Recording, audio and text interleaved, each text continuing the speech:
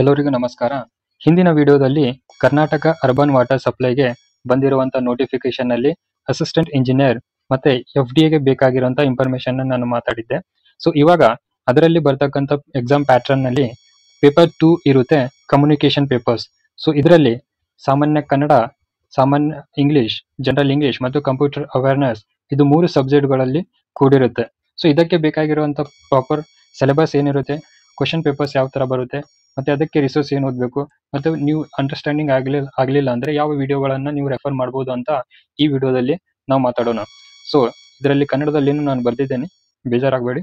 So ಇದಕ್ಕೆ ಯಾವ ತರ ಪ್ರಿಪರೇಷನ್ ಮಾಡಬೇಕು, ನಿಮ್ ತರ ಹೇಗೆ ಕ್ವಶನ್ ಪೇಪರ್ಸ್ನ ಅಥವಾ ಸಿಲೆಬಸ್ನ ಕವರ್ ಮಾಡಬಹುದು, ಮತ್ತೆ ಏನನ್ನು ಓದ್ಬೇಕು ಅನ್ನೋದು ಈ ವಿಡಿಯೋದಲ್ಲಿ ಮಾತಾಡೋಣ.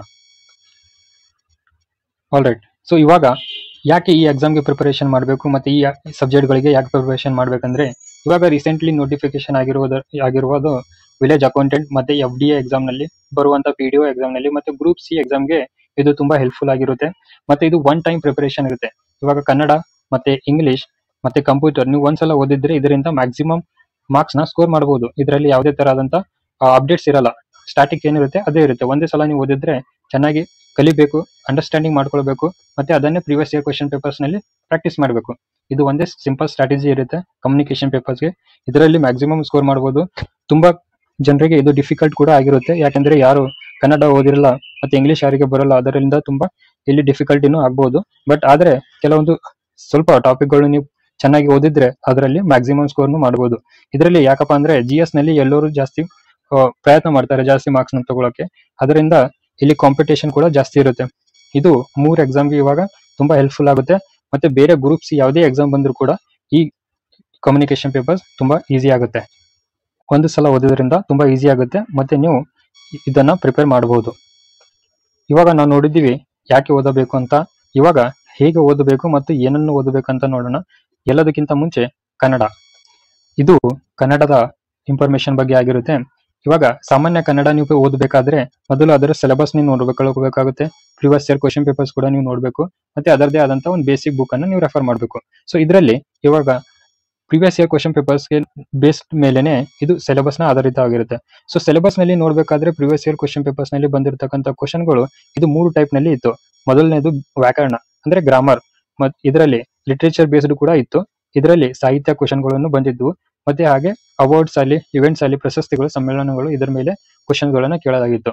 ಸೊ ಇದಕ್ಕೆ ಕಮ್ಯುನಿಕೇಶನ್ ರೀಸೆಂಟ್ಲಿ ಆಗಿರುವಂತಹ CTI ಪೇಪರ್ ಕೂಡ ನೀವು KPSC ಇಂದ ಕಂಡಕ್ಟ್ ಮಾಡಿರೋದು ನನ್ನ ಟೆಲಿಗ್ರಾಮ್ ಚಾನಲ್ ನಲ್ಲಿ ಇದೆ. ಅದ್ರ ಬೇಸ್ಡ್ ಮೇಲೆನೆ ಇವಾಗ ಬರುವಂತ ದಿನಗಳಲ್ಲಿ ಕೂಡ ಈ ತರ ಕ್ವಶನ್ಗಳು ನೀವು ಎಕ್ಸ್ಪೆಕ್ಟ್ ಮಾಡಬಹುದು. ಅದಕ್ಕೆ ಪ್ರಿವಿಯಸ್ ಇಯರ್ ಕ್ವಶನ್ ಪೇಪರ್ಸ್ ನ ನೀವು ರೆಫರ್ ಮಾಡಿ.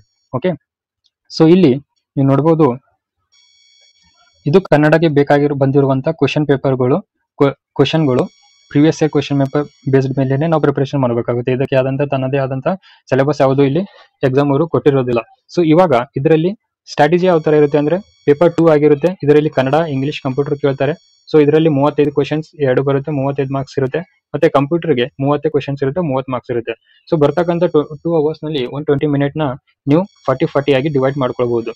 ಮತ್ತೆ ನಿಮಗೆ ಯಾವ ತರ ಅನುಕೂಲ ಆಗುತ್ತೆ ಆ ತರ ಪ್ರಾಕ್ಟೀಸ್ ಮಾಡ್ತಿರಲ್ಲ, ಅದೇ ತರ ಇಲ್ಲಿ ಟೈಮ್ ಮ್ಯಾನೇಜ್ಮೆಂಟ್ಗೂ ಕೂಡ ಇದು ತುಂಬಾ ಹೆಲ್ಪ್ ಆಗುತ್ತೆ. ಸೊ ಇದೇ ತರ ಟೈಮ್ ಮ್ಯಾನೇಜ್ಮೆಂಟ್ ಮಾಡಬೇಕು. ಸೊ ಇಲ್ಲಿ ಕನ್ನಡಕ್ಕೆ ಬಂದಿರುವಂತ ಪ್ರಿವಿಯಸ್ ಇಯರ್ ಕ್ವಶನ್ ಪೇಪರ್ಸ್ ನಲ್ಲಿ ಕ್ವಶನ್ಗಳು ನೋಡ್ಬೇಕಾದ್ರೆ, ಸೊ ಇಲ್ಲಿ ಮುಖ್ಯವಾಗಿ ಅಲಂಕಾರ, ವಿಭಕ್ತಿ ಪ್ರತ್ಯಯಗಳು, ಸಮಾನಾರ್ಥಕ ಪದಗಳು, ಮತ್ತೆ ಈಗ ಕವಿಗಳು, ದಾಸರು, ಅವ್ರ ವಚನಕಾರರು ಪ್ರತ್ಯೇಕ ಅವ್ರದೇ ಆದಂತಹ ವಿಶಿಷ್ಟತೆಗಳು, ಇದ್ರ ಮೇಲೆ ಕ್ವಶನ್ಗಳು ಬಂದಿರುತ್ತೆ. ಮತ್ತೆ ದೇಶಿ ಮತ್ತು ಅನ್ಯ ದೇಶೀಯ ಪದಗಳಾಗಲಿ, ಹಂಗೆ ದಿರುಕ್ತಿ, ಜೋಡು ನುಡಿ, ಅನುಕರಣವಯ, ಇದರ ಎಕ್ಸಾಂಪಲ್ಸ್ ಏನಿರುತ್ತೆ ಅದ್ರ ಮೇಲೆ ಕ್ವಶನ್ ಬರುತ್ತೆ. ಮತ್ತೆ ಇಲ್ಲಿ ಸರಿಯಾದ ಪದಗಳನ್ನು ಹುಡುಕುವುದು, ಸಂಧಿಗಳು ಯಾವುದೇ ಕ್ವಶನ್ ಬಂದಿಲ್ಲ CTI ಪೇಪರ್ ನಲ್ಲಿ, ಬಟ್ ಮುಂದೆ ಬರ್ಬೋದು. ಸೊ ಇದರಲ್ಲಿ ತತ್ಸಮ ತದ್ಭವಗಳು, ಮತ್ತೆ ಅರ್ಥ ಕಂಡುಹಿಡಿಯುವುದು, ಈ ತರ ಕ್ವಶನ್ಗಳು ಕೂಡ ಬಂದಿದ್ವು. ಸೊ ಇದರಲ್ಲಿ ಈ ತರ ಕ್ವಶನ್ಸ್ಗಳು ನೀವು ಕಮ್ಯುನಿಕೇಶನ್ ಕನ್ನಡದಲ್ಲಿ ನೀವು ನೋಡಬಹುದು.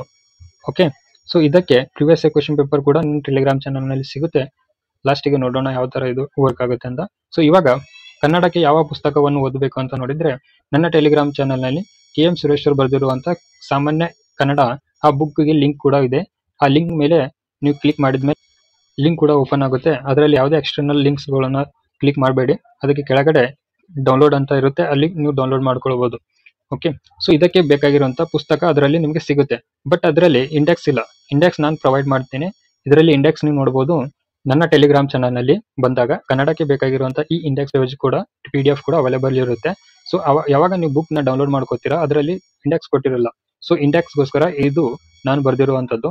ಮತ್ತೆ ಇದರಲ್ಲಿ ನಿಮಗೆ ಅದು ಯಾವ ತರ ಇರುತ್ತೆ ಅದ್ರ ಮೇಲೆನೆ ನಾನು ಇಂಡೆಕ್ಸ್ ನ ಪ್ರಿಪೇರ್ ಮಾಡಿದ್ದೆ.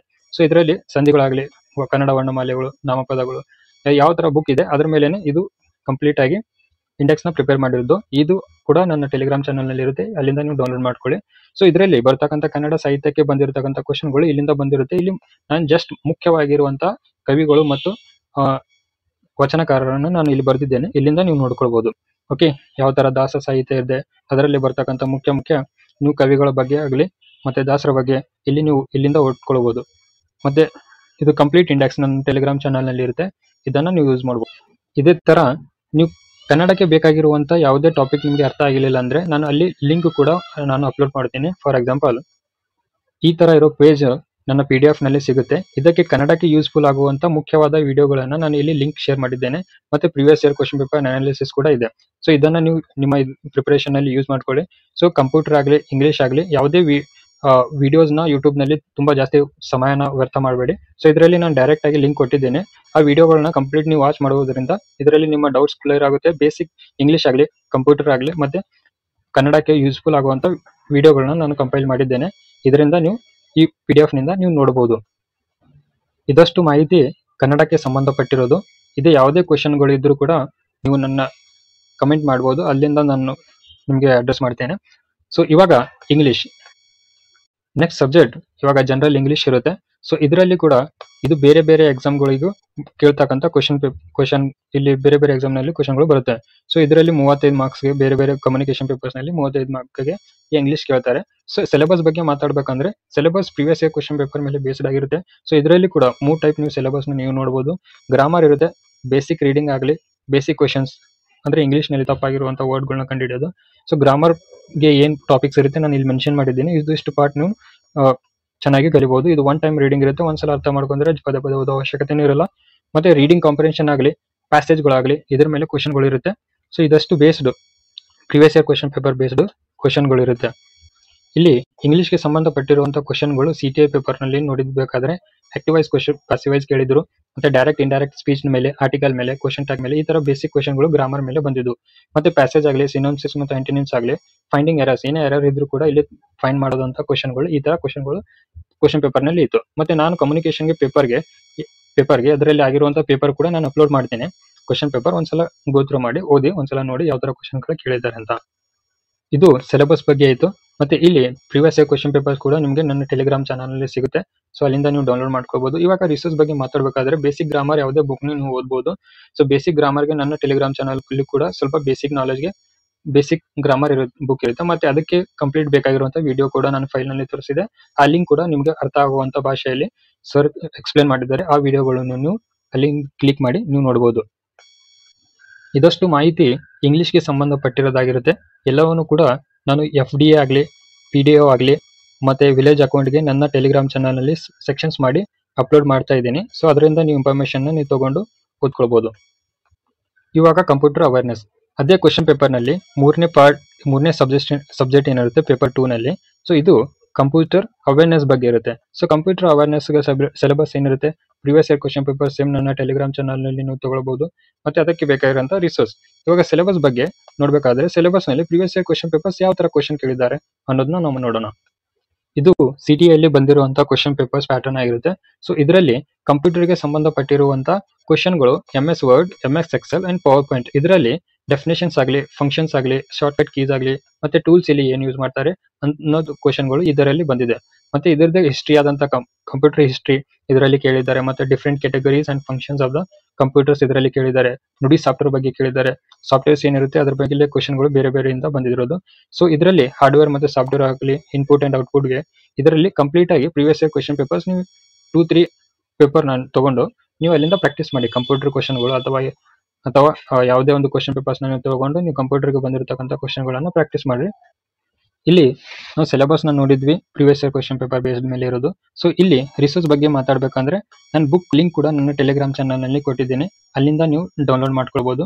ಸೊ ಅದಕ್ಕೆ ನಿಮಗೆ ಅರ್ಥ ಆಗಲಿಲ್ಲ ಅಂದ್ರೆ ಸೊ ವಿಡಿಯೋಸ್ ಲಿಂಕ್ ಕೂಡ ನಾನು PDF ಫೈಲ್ ನಲ್ಲಿ ಕೊಟ್ಟಿರುತ್ತೇನೆ. ಸೊ ಅಲ್ಲಿಂದ ನೀವು ಆ ಲಿಂಕ್ ನ ತಗೊಂಡು ಕಂಪ್ಯೂಟರ್ಗೆ ಬಂದಿರತಕ್ಕಂಥ ವಿಡಿಯೋದಲ್ಲಿನೇ ನಿಮಗೆ ಕಂಪ್ಲೀಟ್ ಆಗಿ ಪ್ರತಿಯೊಂದು ಟಾಪಿಕ್ ಬಗ್ಗೆ ಅಲ್ಲಿ ಎಕ್ಸ್ಪ್ಲೇನ್ ಮಾಡಿದ್ದಾರೆ. ಆ ವಿಡಿಯೋಗಳು ಕೂಡ ನೀವು ನೋಡಬಹುದು. ಮತ್ತೆ ಇದರಲ್ಲಿ ಒಂದು ಬುಕ್ ನಾನು ಲಿಂಕ್ ಕೊಟ್ಟಿರೋದು, ಅದು ಒಂದೇ ಬುಕ್ ಏನಫ್ ಆಗುತ್ತೆ, ಓದಬಹುದು. ಮತ್ತೆ ಪ್ರೀವಿಯಸ್ ಇಯರ್ ಕ್ವಶನ್ ಪೇಪರ್ ಇಲ್ಲಿ ತುಂಬಾ ಪ್ರಾಕ್ಟೀಸ್ ಮಾಡಬೇಕಾಗುತ್ತೆ ಅಷ್ಟೇ. ಸೊ ಇದರಲ್ಲಿ ಈ ಬೇಸಿಕ್ ಕಂಪ್ಲೀಟ್ ಅಪ್ರೋಚ್ ನ ಇದರಲ್ಲಿ ಇದು ಕಂಪ್ಲೀಟ್ ಮಾಹಿತಿ ಈ ಕಮ್ಯುನಿಕೇಶನ್ ಪೇಪರ್ಸ್ ಮೇಲೇನೆ ಇರುತ್ತೆ. ಓಕೆ, ಸೊ ಇದರಲ್ಲಿ ಎಲ್ಲಾನು ನಾನು ಡಿಸ್ಕಷನ್ ಮಾಡಿದ್ದೇನೆ. ಮತ್ತೆ ಅದಕ್ಕೆ ಬೇಕಾಗಿರುವಂತ ರಿಸೋರ್ಸ್ ಕೂಡ ನಾನು ಹೇಳಿದ್ದೇನೆ.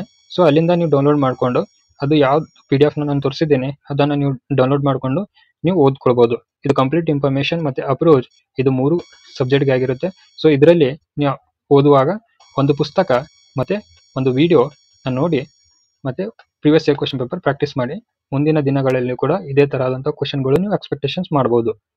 ಇದಷ್ಟು ಮಾಹಿತಿ ಕಮ್ಯುನಿಕೇಶನ್ ಪೇಪರ್ಸ್ ಮೇಲೆ ಆಧಾರಿತವಾಗಿರುತ್ತೆ. ಸೊ ಮುಂದಿನ ದಿನಗಳಲ್ಲಿ ಬೇರೆ ಸಬ್ಜೆಕ್ಟ್ಗಳಿಗೆ ಯಾವ ತರ ನೀವು ಓದ್ಕೊಳ್ಬಹುದು ಅನ್ನೋದನ್ನ ನಾನು ಹೇಳುತ್ತೇನೆ.